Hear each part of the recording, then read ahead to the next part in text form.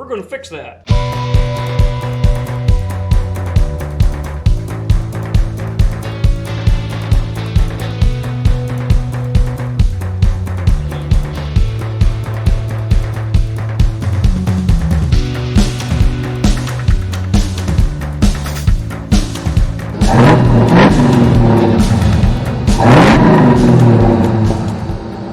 Okay, let's go over some tools. Now, I'm going to say you see that this is like this, so I've already figured out what tools I need, and then due to editing, I can put this up towards the front. So my first idea was to just take my burr bit right here and grind the top of this off and knock it out. However, I ran into a problem of whenever this goes to come out, the door itself is in the way and it kept hitting it. So I ended up having to cut it in half anyway. That's much like what I reviewed Brutal's video on one he did, and it's pretty much what he did. It's what you got to do to get these out. So I use my Dremel little blade right here to cut it in half, and due to how that's sitting, you can't just get a good straight cut on it with this tool. Alright, once I did all that, I needed to come in there and get the holes on the hinges, kind of just clean them up a little bit. So I just used this burr right here to do that. You could do it with a file as well.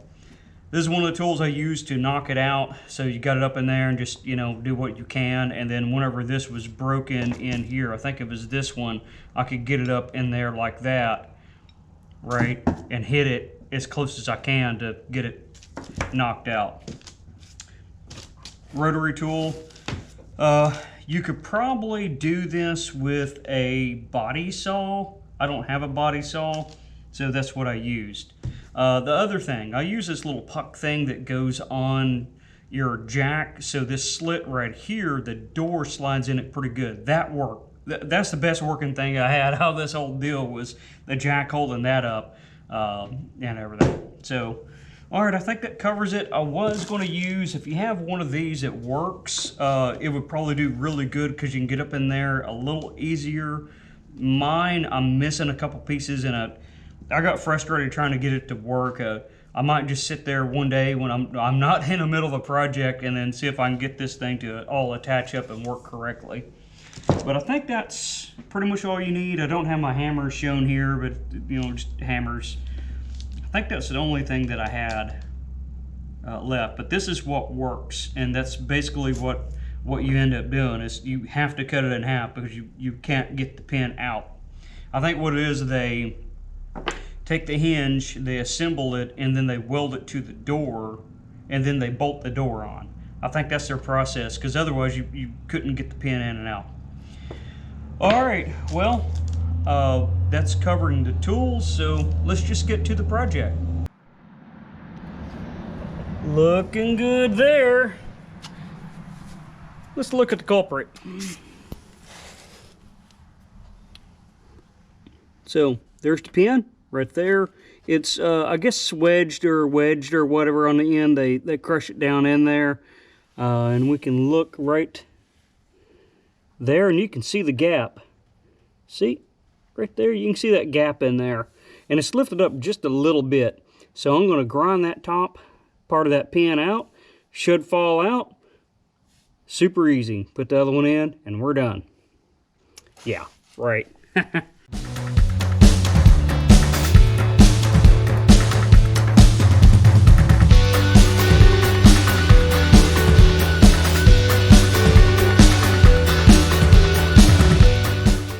A little bit of an update time. So yes, it did indeed get grinded out, and I have a shadow right. But why? Why is it always like that? Okay, so it is ground out, and I got it to lift up a little bit. Take my chisel and going in between the hinges, and that's breaking it loose. So I feel pretty good where it's at. So now I'm gonna punch in there. I now have there's a slot in there. See how it's down just a little bit? Now I have something to grab a hold of, because there's no way to get straight on it, because Ford wanted to put the electronics for the door right in the way, right? So now that I got that kind of a little bit of a slot in there to hold a punch or whatever, I'm just going to go ahead and I should be able to drive it out now with just a punch. Well, I mean, like 30 seconds later I had it out. I should have just set you up and recorded it. What I did was I used my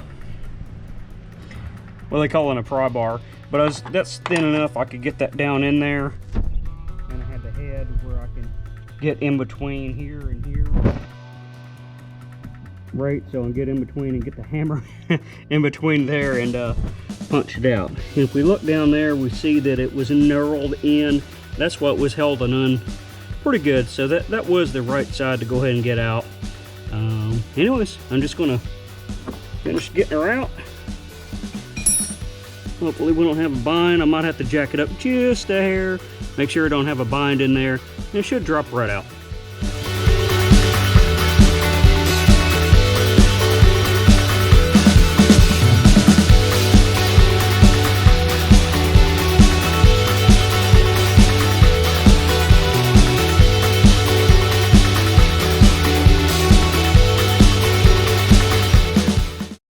Slight issue here.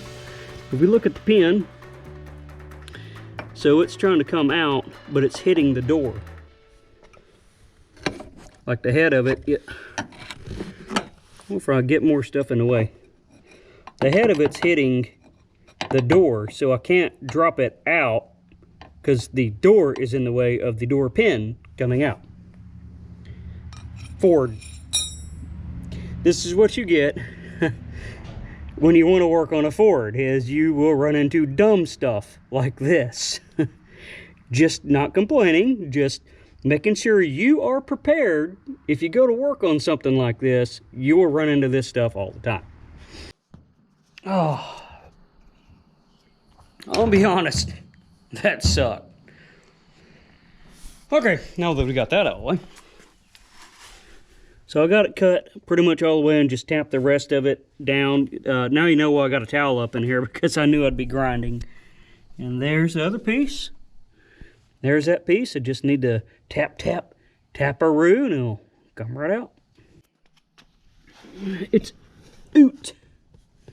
There's a little bushing in there, bronze bushing. I'll show you the new ones, but I just kind of busted it out. Brute force. I'll probably come in here with a vacuum, clean all this up real good, and then see if the new pin installs. All right, new pin. Where are you at, new pin? Here you are. Woo! All right, that's what we got. Pin, 2 bushings. Does it come with a hairpin? It's got a hole in there for a hairpin, but I've got hairpins. I don't know why they wouldn't do that. But anyways, yeah. Now for the next phase, getting the pin in. Okay, next day I kind of cleaned everything up, put tools up, and then broke out lights and everything, and we're going to go over this a little bit more in depth, hopefully with a bit more lighting, what we got going on. Okay, so this is the lower hinge pin right here, right? So the factory, they kind of crushed the thing in there, so I had to grind the head off. It was not able to, when it came down, it was hitting the door right here because the door curves. Set a little bit differently. Oh, kicking lights over and everything. So when the pin come down, it was too long and it was hitting right in here. So I ended up having to come through and cut it in half anyway. I was trying to avoid that because there's not a lot of room in here. So if we look down in here, I still need to put my bushing right in there. I haven't done that yet. I wanted to get the pin dropped down in there so I can get the door hung back on and closed. So that's kind of where I stopped. And so that's the gist of what we got going on there. Like I said, not a whole lot of room. The upper, if we look at it right here, it's the same thing. I've replaced this bushing here because see how it sets up just a little bit. I couldn't get it down in there, so I kind of tapped it down, the first one, and it broke. They need to kind of set right down in there.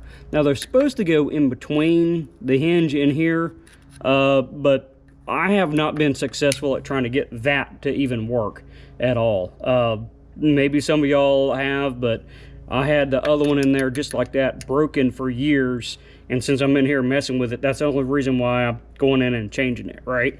So it works pretty good. There's also a cotter pin. Like, I took this pin out because I was messing with it. There's a hole in this pin, and there's a hairpin that goes in there, and that keeps that one from dropping out. Now, the upper one, you have the same issue. You go to pull it out, and I'm pretty sure it hits somewhere up in here. It can't get out because it'll hit. And I think I had to, it's been a long time, a few years since I did it, and I think I had to cut it in half too. But that's what we got with door hinge pins. I hope that's a little bit more clear now that I got some light on there and I'm not, you know, half frustrated or 100% frustrated with the thing. But I'm going to finish this up. Got my bushing over here. I'm just going to drop that in, put a little lube on there. They do not come with hairpins. This is a hairpin, by the way. So they don't come with it, but I got some laying around. I'll throw that in there, and we're all good. Dramatic music, dramatic music. Here it is. It's done. Bum, bum, bum. It's in.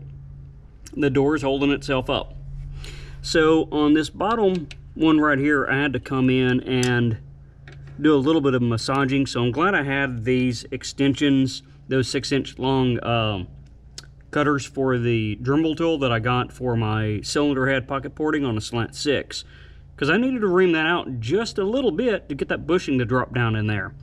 Also, this pin didn't drop down as far as what I'd like, and it's probably because I might have, whenever I was getting this out, I might have moved that up just a little bit, so it wouldn't drop down enough for a hairpin, but I did get a cotter pin in there. It's just going to keep the hinge pin from jumping up, right? So all back together. I would shut the door, but I got lights in the way. We'll have to save that for a second, but yeah, it nothing on there, right? And it doesn't move, so there we go. That's how I do it. Make sure to watch Brutal. I'll do a link to that, or a card or whatever it is up there, so that you can get to his video and you can see how he went about it, and that'll be more resources for it. All right, well, let's close this one out.